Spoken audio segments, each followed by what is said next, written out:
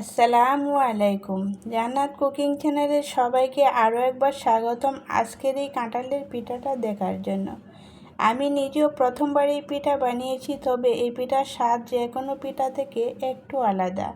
তো আশা করছি আপনাদের কাছে অনেক বেশি ভালো লাগবে আর এই পিঠাটা তৈরি করে ফেলতে পারবেন অল্প সময়ে। আশা করছি সকলের কাছে অনেক বেশি ভালো লাগবে।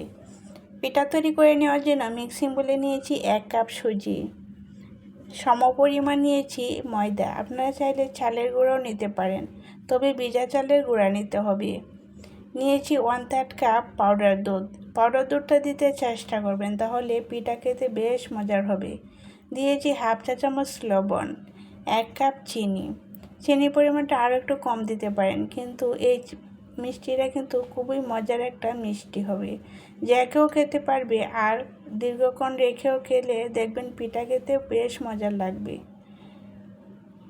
সব কিছু মিশিয়ে নিয়েছি। এখন দিয়ে দিচ্ছি 1 কাপ কাঁঠালের রস। এই কাঁঠালের রসটা আমি চাকনি দিয়ে ছেলে নিয়েছি। অবশ্যই চাকনি দিয়ে ছেলে খুব সুন্দর করে একটা পিউরি বের করে নিতে হবে।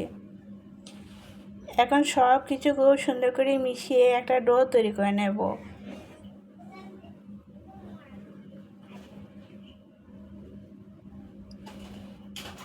মিশাতে মিশাতে এক পর্যায়ে দেখবেন খুব সুন্দর একটা সফট ডো তৈরি হবে। এই ডোটা কিন্তু প্রথম অবস্থায় শক্ত করে ফেলা যাবে না, একটু সফট করে তৈরি করে নিতে হবে। এরকম একটু সফট ডো তৈরি হবে। এখন এই ডোটা আমি রেস্টে রেখে দেব 20 মিনিটের জন্য। অবশ্যই রেস্টে রেখে দিতে হবে। 20 মিনিট পর ফিরে এলাম। দেখেন এই ডোটা অনেকটাই শক্ত হয়ে গিয়েছে। এখন ওই ডো থেকে আমি ছোটো ছোটো করে পিঠার শেপ দিয়ে নেব।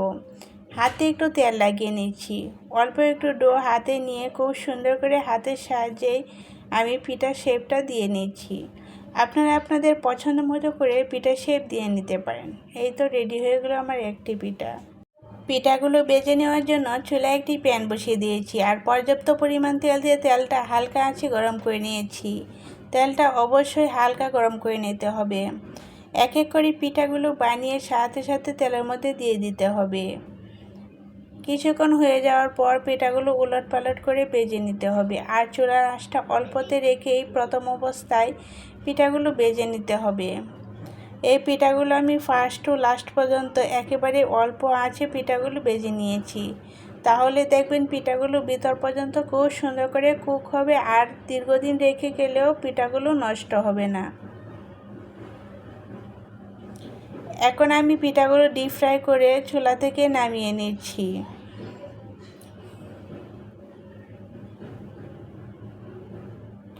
একই প্রসেসে সবগুলো পিঠা ভেজে নেব।